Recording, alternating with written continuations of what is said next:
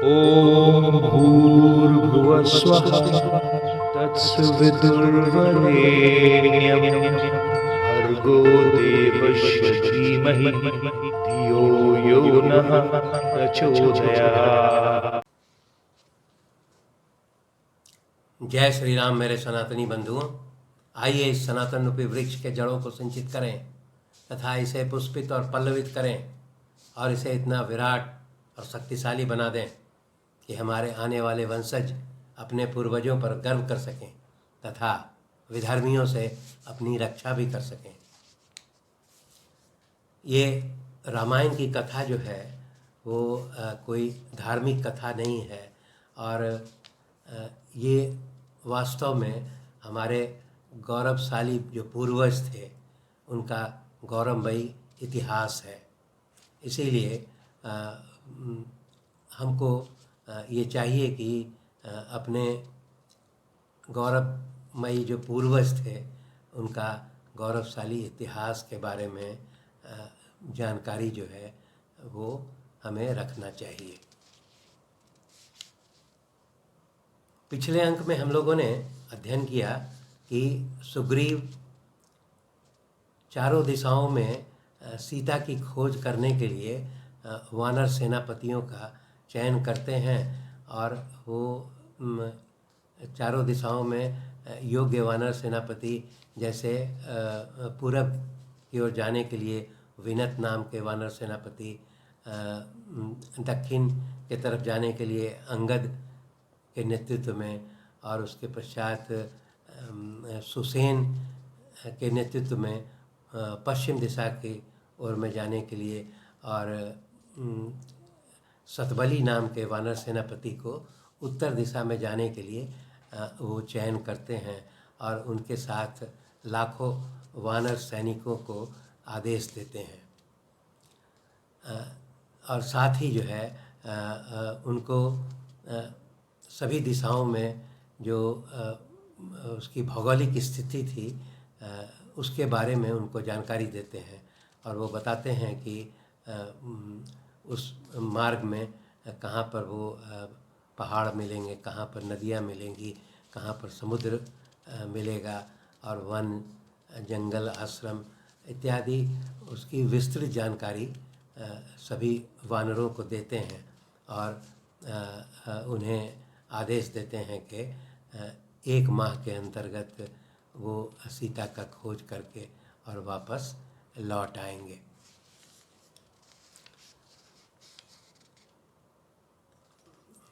इस अंक में हम लोग किष्किंधा कांड के 44वें, 45वें, 46वें और 47वें सर्ग के बारे में अध्ययन करेंगे। सुग्रीव जो है वो चारों दिशाओं में सीता की खोज करने के लिए योग्य वानर सेनापतियों का चयन कर चुके हैं और वो फिर उनको पूरी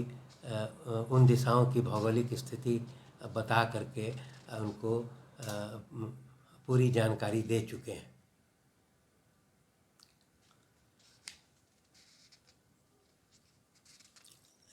यहाँ पर एक ये स्पष्ट होता है कि जिस प्रकार सुग्रीव को ये पूर्ण विश्वास था कि सीता के मिलने की संभावना उन्हें दक्षिण दिशा की ओर ही थी, इसलिए उन्होंने सबसे योग्य जो वानर सेनापति थे उनको जो है दक्षिण दिशा के लिए चयनित किया था। उसी प्रकार ऐसा प्रतीत होता है कि श्री रामचंद्र जी को भी ये अनुभव था, ये विश्वास था कि दक्षिण दिशा की ओर ही सीता की मिलने की संभावना है। इसीलिए सुग्रीव और श्री रामचंद्र जी जो है उसमें दक्षिण दिशा में अंगद के नेतृत्व में जाने वाले जितने वानर थे उसमें वायुपुत्र हनुमान भी उसमें शामिल थे। तो वो सुग्रीव जो है हनुमान को बोलते हैं कि हे हनुमान, तुम जो है कि सब में योग्य हो और तुम्हारी गति जो है सबसे तेज है और तुम बहुत पराक्रमी हो और मुझे ये आशा है कि तुम अवश्य जो है सीता का खोज करके ले आओगे। उसी प्रकार श्री रामचंद्र जी को भी ये भरोसा था वायुपुत्र हनुमान पर, इसीलिए वो हनुमान को अपने हाथ से जो उनके हाथ में एक राजसी चिन्ह वाला जो अंगूठी था उसे निकाल करके और हनुमान को देते हैं और बताते हैं कि जब तुम्हारी मुलाकात सीता से होगी तो सीता तुम्हें जब ये अंगूठी दोगे तो वो तुम्हें पहचान लेगी और फिर तुम्हारा वो जानकारी देने में तुमको फिर इससे मदद मिलेगी। इस प्रकार वो सभी वानरों को सुग्रीव और श्री रामचंद्र जी जो है पूर्व के निर्देशानुसार चारों दिशाओं में जो है वो प्रस्थान करने के लिए सभी वानर सेनापतियों को अपने सैनिकों के साथ प्रस्थान करने के लिए आदेश देते हैं। सभी वानर जो है वो चारों दिशाओं में प्रस्थान कर जाते हैं और श्री रामचंद्र जी और लक्ष्मण जो है वो जो प्रसवन गिरि का पर्वत है वहीं पर वो अपना निवास करते हैं और जैसा कि सभी वानरों को 1 माह का समय दिया गया था सीता की खोज करने के लिए, इसीलिए वो प्रसवन गिरि पर्वत पर ही 1 माह तक निवास करते हुए उनका इंतज़ार करते हैं। उस इंतज़ार के क्रम में श्री रामचंद्र जी जो है वो सुग्रीव से पूछते हैं। उन्हें बहुत आश्चर्य होता है कि सुग्रीव को जो है इस पृथ्वी के चारों दिशाओं की ओर उसकी भौगोलिक स्थिति की ये विस्तृत जानकारी है। तो श्री रामचंद्र जी सुग्रीव से पूछते हैं कि तुम्हें इतनी विस्तृत जानकारी कैसे प्राप्त हो गई। तब सुग्रीव बताते हैं कि एक बार की बात है जब बाली हमारे जो भाई हैं वो राजा हुआ करते थे, तो उस समय दुदुम्भी नाम का एक बलशाली राक्षस है जो कि बाली को युद्ध के लिए ललकारता है। बाली जो है वो उस दुदुम्भी नाम के राक्षस को पीछा करते हैं और युद्ध करते हुए पीछे पीछे उसको भागते हैं और वो दुदुम्भी राक्षस जो है वो मलय पर्वत के पास एक गुफा थी, उस गुफा में वो प्रवेश कर जाता है और बाली भी जो है उसके पीछे पीछे उस गुफा में प्रवेश कर जाते हैं। मैं बाली के पीछे पीछे मैं भी आ रहा था, इसीलिए बाली मेरे भाई जो है मुझे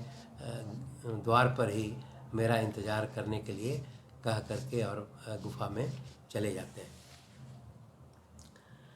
सुग्रीव बताते हैं कि उस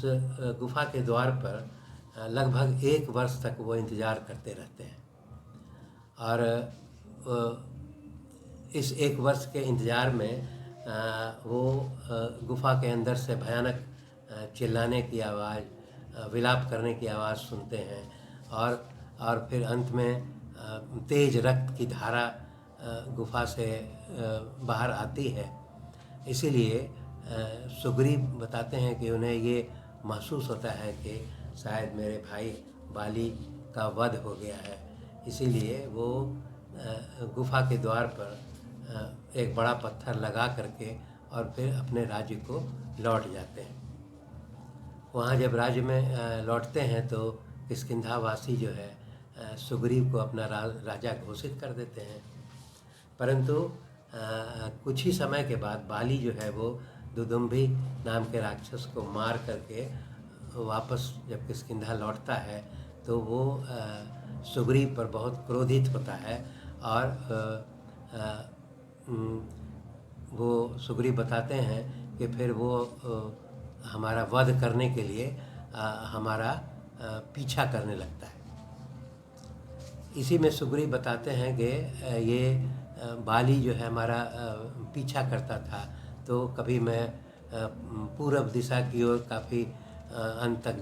जा कर के मैं फिर लौट आता था, फिर दक्षिण दिशा की ओर मैं गया, फिर पश्चिम दिशा की ओर गया और फिर उत्तर दिशा की ओर गया। तो वो बताते हैं कि मैं भागता फिरता था और बाली हमारा पीछा करता रहता था।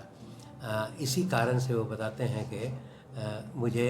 इन सभी दिशाओं की भौगोलिक स्थिति के बारे में विस्तृत जानकारी हो गई है। फिर सुग्रीव बताते हैं कि जब मैं इस प्रकार चारों दिशाओं में भागता फिर रहा था, तो हनुमान जी ने मुझे सलाह दिया कि पास में ही एक ऋष्यमुख पर्वत है, और वो उन्होंने याद दिलाया कि ऋष्यमुख पर्वत पर एक मतंग ऋषि वहाँ पर पूर्व में रहते थे, जिन्होंने बाली को श्राप दे दिया था कि बाली अगर इस ऋष्यमुख पर्वत पर कभी आएगा तो उसके मस्तक के कई टुकड़े हो जाएंगे। इसलिए बाली जो है वो ऋष्यमुख पर्वत पर कभी नहीं जाता है, और इसीलिए हनुमान जी के सलाह पर मैं अपने इन वानर मित्रों के साथ उस ऋष्यमुख पर्वत पर मैं छुप करके और भय से निवास करता था। तो इतना समझाते हैं। इसके पश्चात लगभग श्री रामचंद्र जी को इंतज़ार करते करते लगभग 1 माह का समय बीतने को आता है। जब 1 माह का समय बीतने को आता है तो वो पूरब दिशा में जो विनत नाम के वानर हैं सेनापति, उनके नेतृत्व में सभी वानर जो है वो पूरब दिशा में सीता की खोज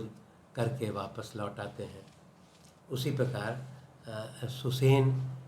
नामक के जो वानर सेनापति थे, उनके साथ जो वानर गए थे पश्चिम दिशा में, वो पश्चिम दिशा में पूरा सीता की खोज करके और वापस लौट आते हैं। उसी प्रकार सतबली नाम के जो वानर सेनापति थे, जो उत्तर दिशा की ओर अपने वानर सैनिकों के साथ सीता की खोज करने के लिए गए थे, वो सीता का खोज करके और वापस लौट आते हैं। ये तीनों जो है सुग्रीव के पास और श्री रामचंद्र जी के पास आकर के और उन्हें ये बताते हैं कि हम लोगों ने आपके द्वारा बताए हुए दिशा में सभी जो स्थान आपके द्वारा बताए गए थे या जो नहीं भी बताए गए थे, उन स्थानों पर वो उन्होंने सीता जी का और रावण का खोज किया, परंतु उन्हें सीता और रावण का वहाँ पर कोई सूचना नहीं मिली। इसीलिए वो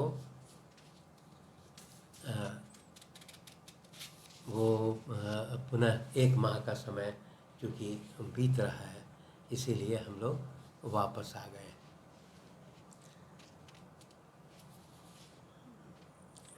इस प्रकार 3 दिशाओं से जो है वो वानर सैनिक लौट करके आ गए हैं। एकमात्र अंगद के नेतृत्व में हनुमान जी और जामवंत अन्य जो महत्वपूर्ण वानर हैं जो दक्षिण दिशा की ओर गए हैं, वो 1 माह का समय बीतने के पश्चात भी वो अभी वापस नहीं लौटे। इस अंक में इतना ही। धन्यवाद।